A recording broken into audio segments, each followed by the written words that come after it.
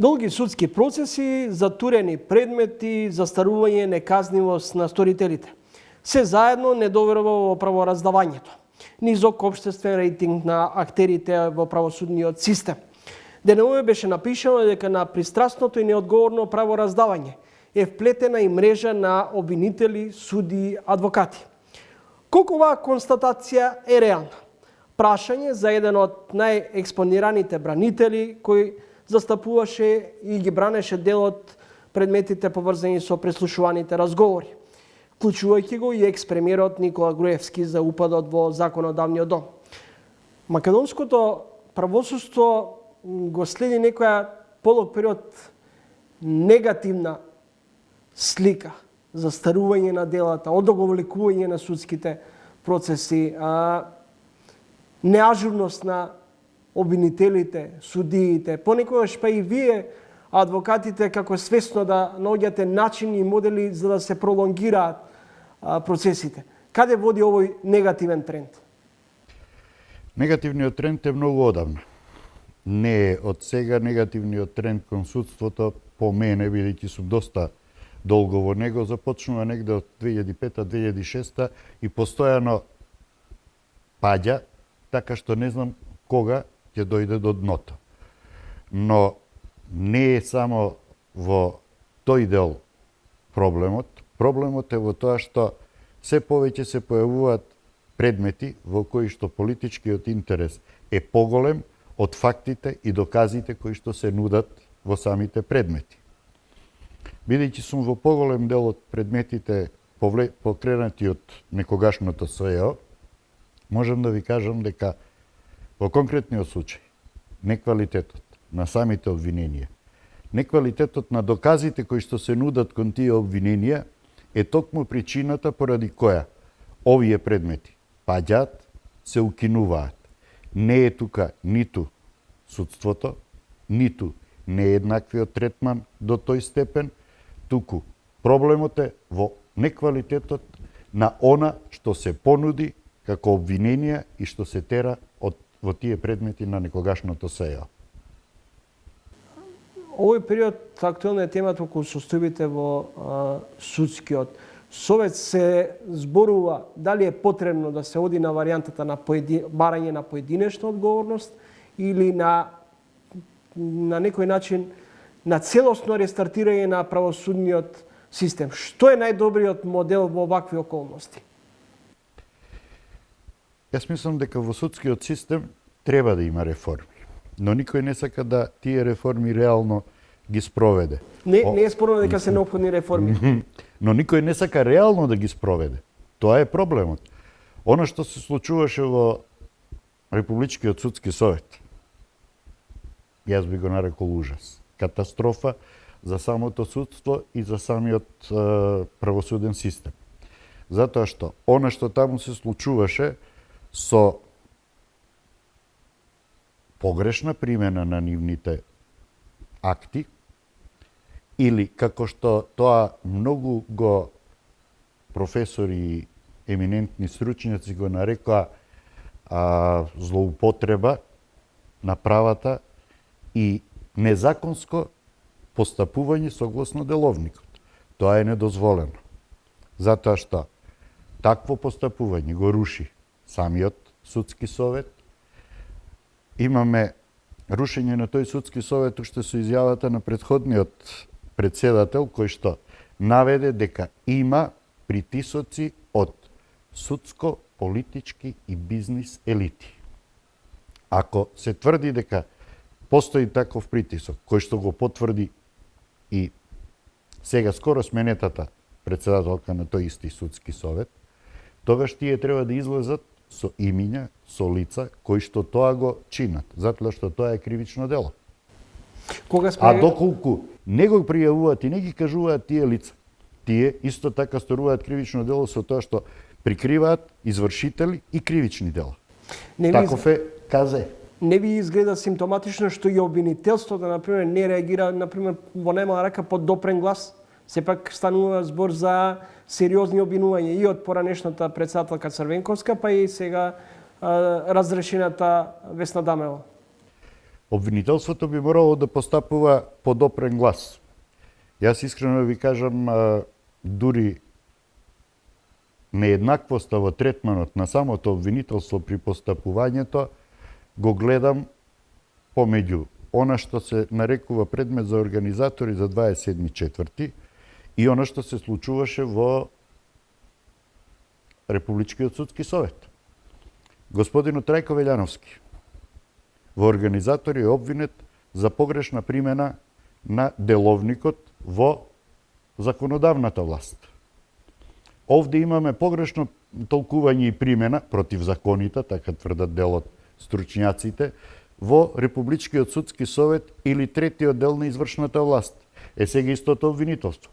Или нека покрене овде исто така обвинение за терористичко загрозување на уставниот поредок во сегментот на третата, судската власт, или нека се одвржи, нека го повлече она обвинение каде што погрешна примена, не против законите, туку погрешна, го третира како кривично дело, со што апсолутно се доведуваат граѓаните во нееднаков третман. Што е решението за судскиот совет за кој велите, констатирате дека она што се случи во телото кое избира и разрешува судии е во најмала рака ужас?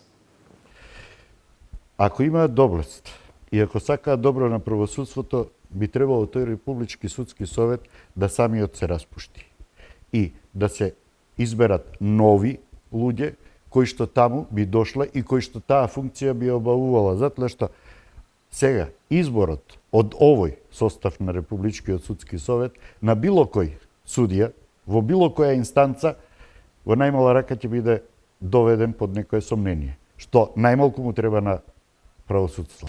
Неколку институции се под диоптрија на некомпетентност, подкупливост, семејни врски, политички влијанија, особено стануваше збор за Републичкиот судски совет. Сведоци сме дека беа избрани судии обвинители по принципот на роднински врски, семејни конекции.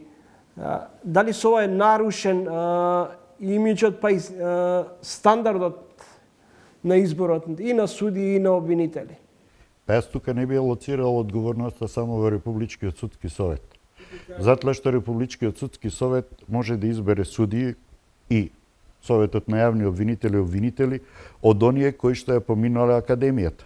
Тука треба пред се да се види начинот на прием и влез во академијата и како тоа лица со такви конекции со власта успеваат и единствено влегуваат во академијата, а кога веќе ја завршат академијата, Републичкиот судски совет не може да бира и да избира надвор. Тоа е она што е проблем, па и противуставна одредба и на Законот за судови и на Законот за јавните обвинителства.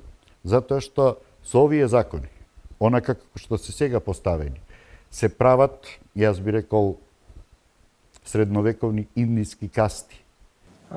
Се почесто се говори и во текот на разговорот вие споменавте дека се погласни се тврдењата и сомнежите за политичко олигархиски притисоци врз судиите, обвинителите. Зошто делителите на правдата, обвинителите не може да се ослободат од политичките и бизнес стеги? Затоа што тоа го наметна на некој начин самата извршна власт преку Републичкиот судски совет и Советот на јавни обвинители. Затоа што последните разрешувања во судството на оние кои што беа разрешени, причините кои што се наведуваат за таквото разрешување се најмалку оправдани. Никаде не излезе дека поголем дел од тие судии кои што се разрешени ги добија постапките пред судот во Страсбург, но тоа никој не го објави. И што, кој е ефектот од тоа што тие таму ги добија постапките? Тука е интегритетот и кредибилитетот на судиите да се одважат и да можат да одолеат и да се спротивстават на таквите притисоци. Но проблемот е што и тука можам и нив да ги разберам, затоа што доколку не одат по тие притисоци, особено на извршната власт, доаѓаат во ситуација да и без реални и оправдани причини можат да ја загубат својата функција и да бидат разрешени. Господин Миланов, дали и вие како адвокат помалку не чувствувате одговорност што долго траат понекогаш процесите, дека отсуствувате или барате постојано некакво алиби за одоговлекување на судските рочишта? Многу малку дела има кои што застаруваат поради тоа што адвокатите нешто можат да превземат или превземаат. Адвокатот интересот е да го заштити својот клиент, така што доколку интересот на клиентот е да се некоја постапка развлече, адвокатот тоа му е законско право и обврска да го направи. Тука е институцијата, законот и судиите. Тоа се случува поради лоша организација на судството и обвинителството, а не поради она што адвокатите го превземаат. Затоа што укинување по жалба на предмет кој што е недоволно образложен, не можете секако да го припишете на адвокатот зашто напишал жалба, затоа што тоа му е работа, тоа му е обврска, да го штити својот клиент. Господин Миланов, оно што станува помалку симптоматично е што процесите кои се водеа против дел од политичките челници полека губат на тежина. Се разводнија делот предметите од големата афера прислушување. Дали тоа е пред се, како што рековте, поради недоволно елаборирани и втемелени факти на обвинителството? Пред се, тоа е поради начинот и желбата за покренување на тие обвиненија без реални основи и реални факти во самите постапки и самите предмети, за да тие можат да обстанат. Во македонското правосудство сум безмалку 40 години. И со мојот родител, и самостојно. Она што беше формирањето на тоа специјално јавно обвинителство, да не го наведуваме целиот назив, мислам дека е најголемиот проблем и трагедија во македонското правосудство. Затоа што тоа беше организирано за да гони точно одредена елита. Не да го гони сиот криминал, туку точно одредена група. И мораше да најде и поведе обвиненија.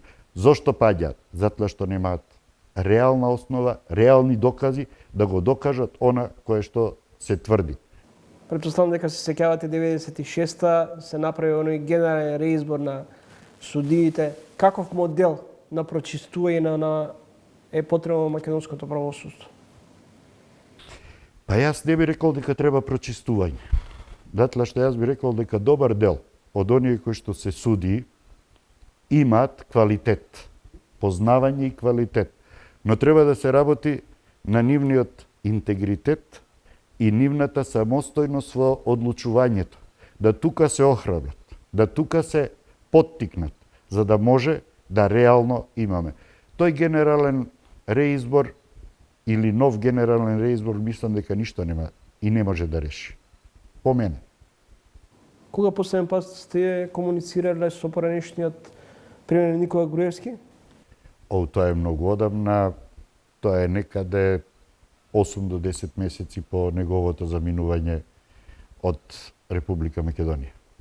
Така да од тогаш немам ама баш никаков контакт, а со оглед да не сум по социјалните мрежи, така да не ни знам, повеќе ми информираат децата и други за тоа што става како постави, отколку што јас се појавувам, а на интернет не се појавувам никако. Ке се врати ли Никола Груевски во Македонија? Не знам. Ако реално зборуваме и ако реално ги гледаме постапките, многу малку предмети има во кои што може би има докази, кои што реално би го довеле во состојба да биде во самостојно, независно и непристрасно судство реално осуден. Ви благодарам за гостувањето во емисијата. Благодарам на поканата.